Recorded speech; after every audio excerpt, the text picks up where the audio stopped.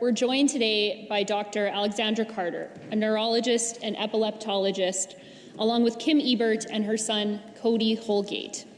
They are here because this tired and out-of-touch Sask Party government halted negotiations to publicly fund a life-saving anti-seizure medication, Excerpt. Mr. Speaker, 1/3 of epilepsy patients have a drug-resistant form of epilepsy. Excerpt is said to fill those gaps and provide relief for thousands in Saskatchewan alone.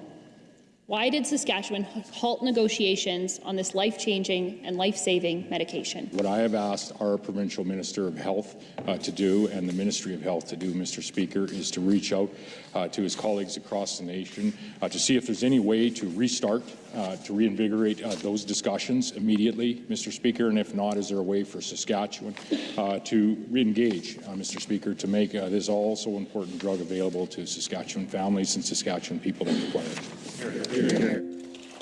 Let's be clear, Mr. Speaker, Saskatchewan has walked away from the negotiating table. Patients that live with uncontrolled seizures live with the unknown every single day. This disease impacts all areas of their life, from work to education to social relationships to mental health. There is a medication that can change the lives of thousands of people in this province.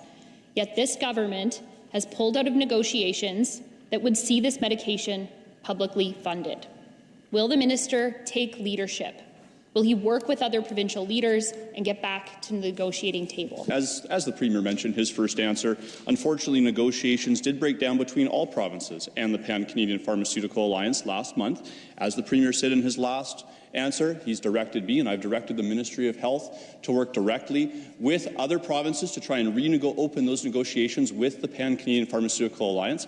If those don't open, we'll try and work directly with the drug provider, again, to make this drug available to people like Cody and many others who need it here in Saskatchewan. Mr. Speaker, what the minister is failing to talk about is why he walked away from the deal in the first place. They should be at that table. They should have come to this agreement. They should have made this drug publicly available for people in the first place. We shouldn't have to have people coming to the legislature to make this happen here today. Mr. Speaker, people should be able to have access to health care when and where they need it. And for many epilepsy patients in Saskatchewan, Excerpt is the right drug to treat their condition. Dr. Carter and this family have come here today to have their voices heard. What does the Minister of Health have to say to these families who have to go without treatment they need because this government walked away from the negotiating table? This is because we work with people, with families that come forward, with members of the opposition, with people in this province, healthcare providers that bring forward opportunities to add new drugs to the formulary, Mr. Speaker. There is a process, as I've committed in my previous answers, and I'm doing again right now, Mr. Speaker.